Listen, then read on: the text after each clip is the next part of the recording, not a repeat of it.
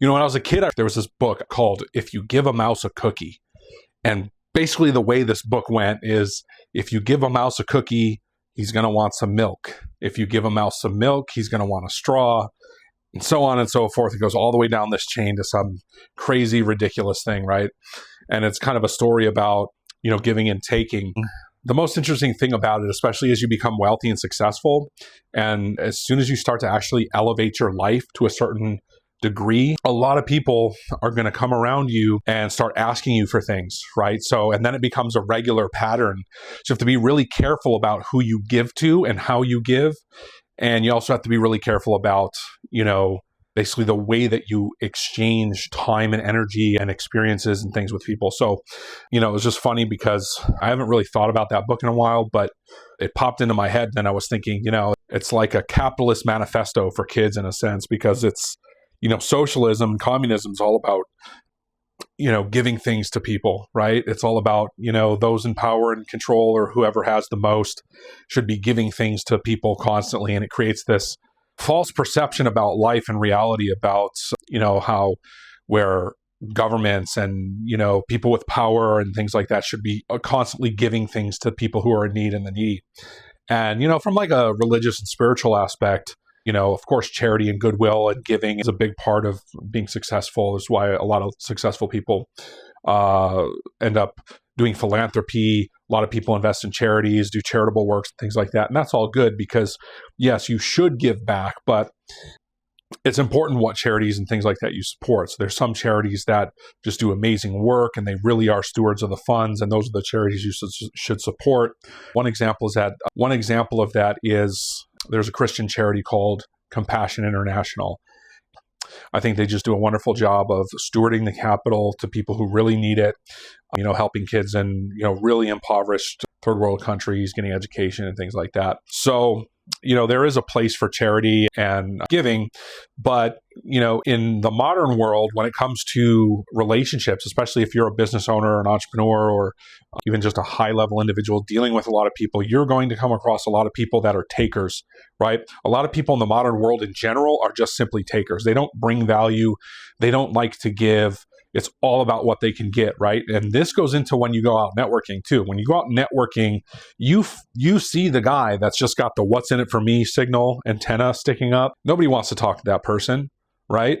When you go out, you should talk to people like one-on-one as human beings, as just other people in the space, right? Like that's part of developing good social skills, is being able to interact with people in a way that's relatable and not necessarily so focused on what you're trying to get, because the modern taker society is just like, it's an epidemic. In the West, we have such an egoic approach to life.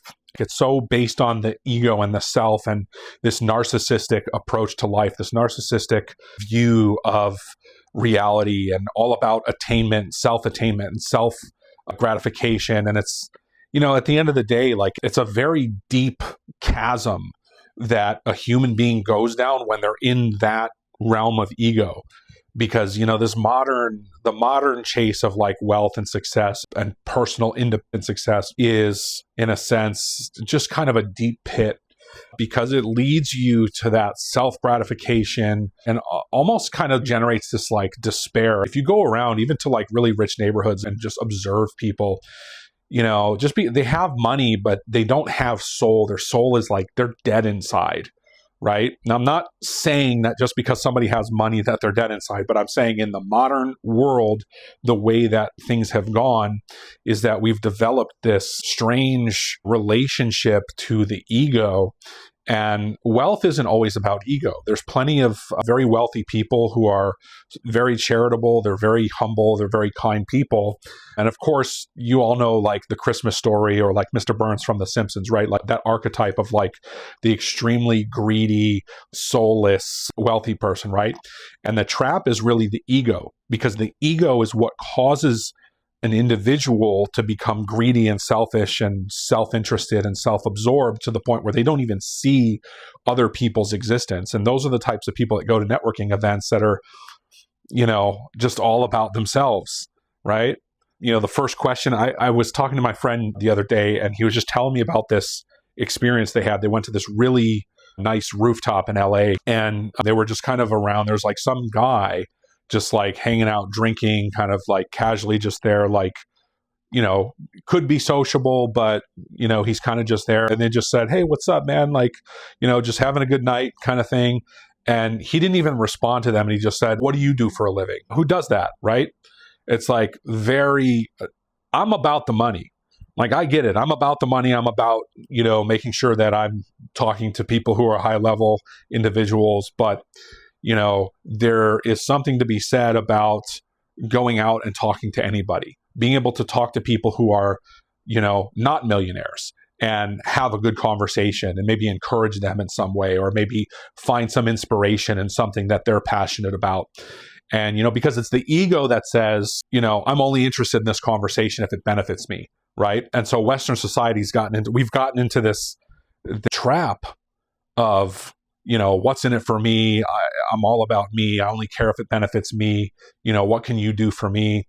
And so, there's no wonder why people are so unhappy. And there's, crazy rates of depression and all this stuff where, the modern world is just so unlivable in a sense. Just we have all the modern conveniences, whether you're rich or poor, you have all the modern conveniences. You have running water, there's food available, maybe not always the best food, but it's available, right? You're not starving. Where's the soul in the future of humanity, in the future of the West? What is the soul?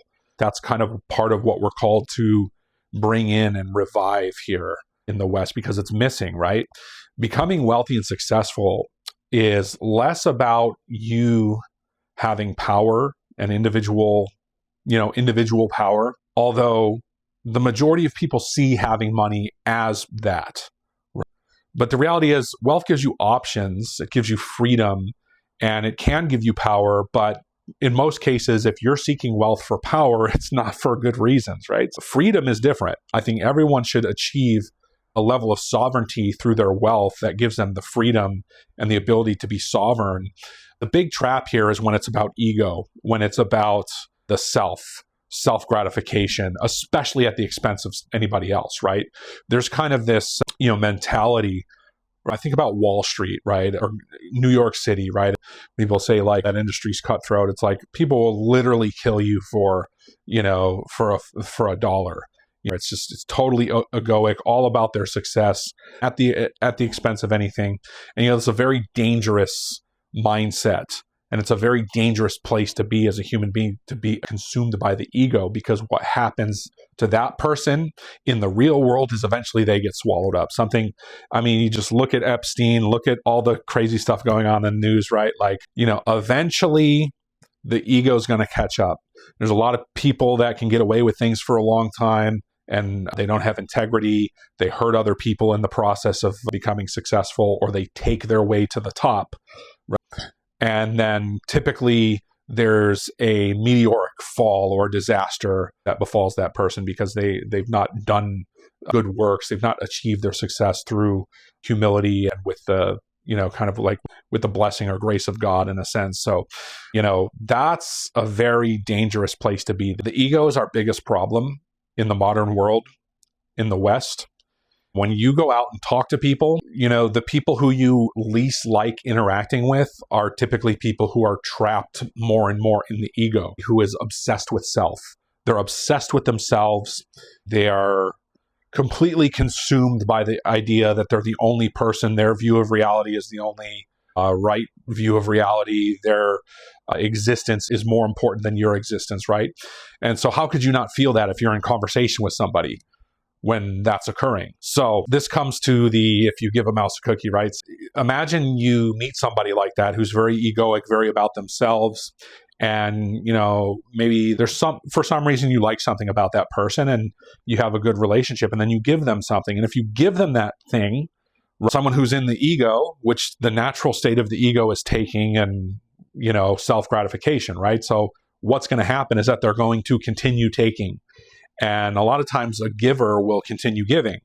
So, and then there's kind of this toxic cycle of, giving and taking, and there's no real exchange happening. And it actually harms the person who's the taker. And it also, of course, it harms the person who's giving, because they're giving something that maybe they have that they've earned whereas the other person hasn't earned it and they don't have the capacity or ability to actually go earn it because they are expecting that they'll just be able to take it, right? So it robs them of the ability to actually experience in life the necessity of earning something.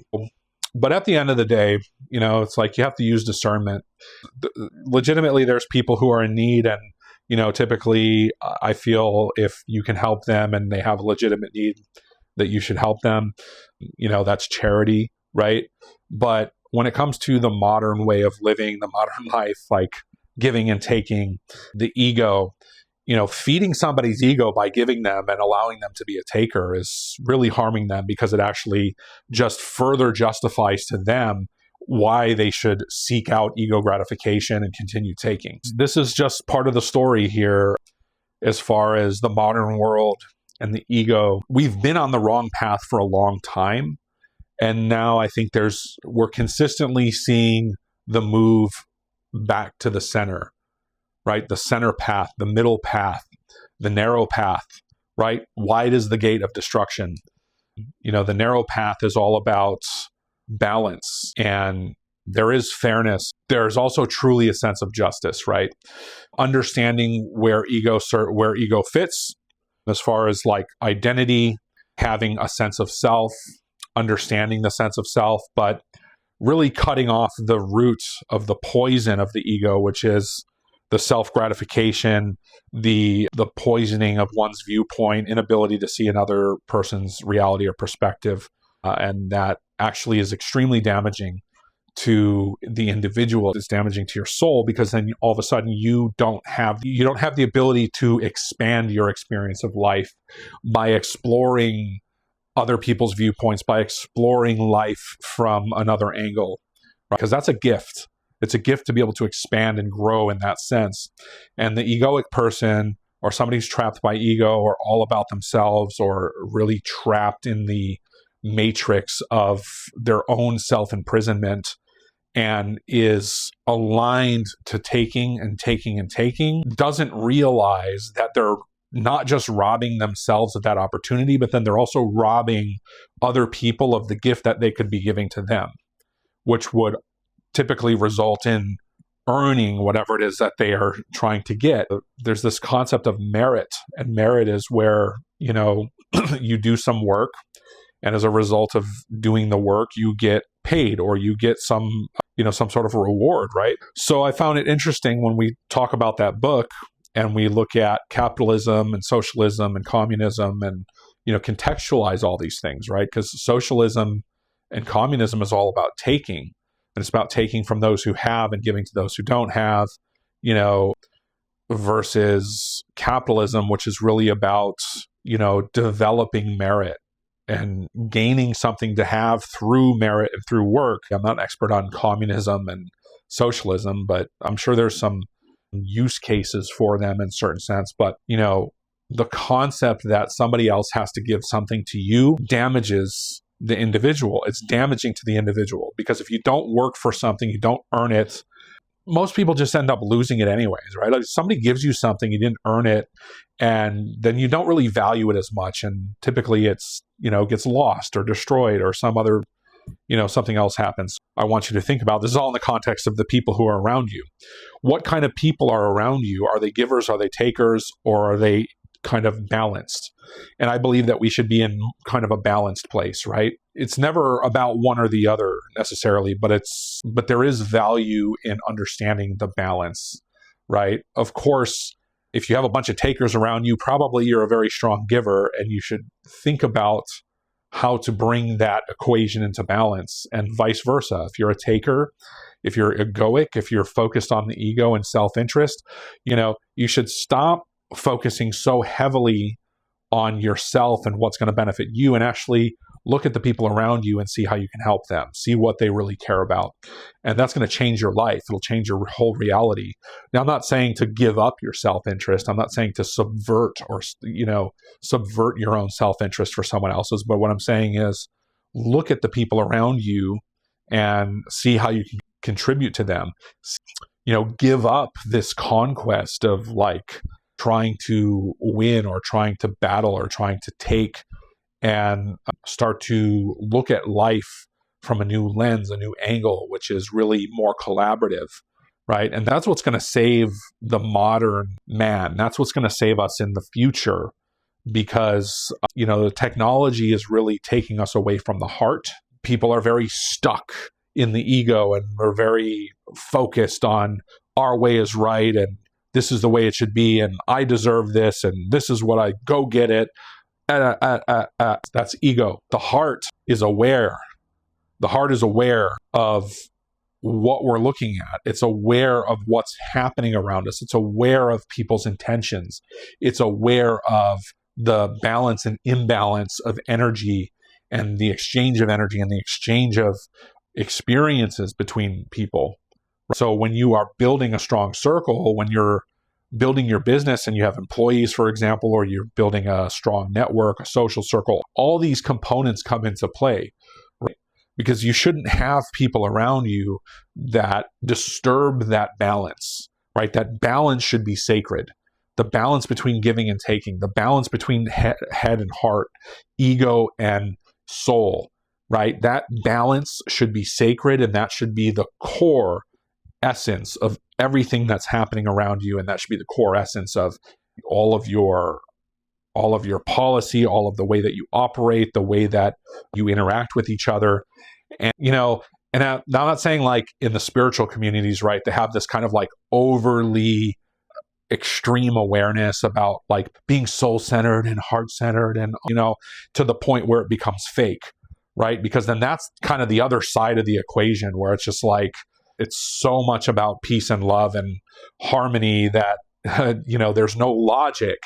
And so again, that balance needs to really bring in the logic, the ego, the logic, the mind, and the heart, the soul, the harmony, right? So the balance is really the sacred center of the future of how mankind is going to have to interact together in order to truly survive.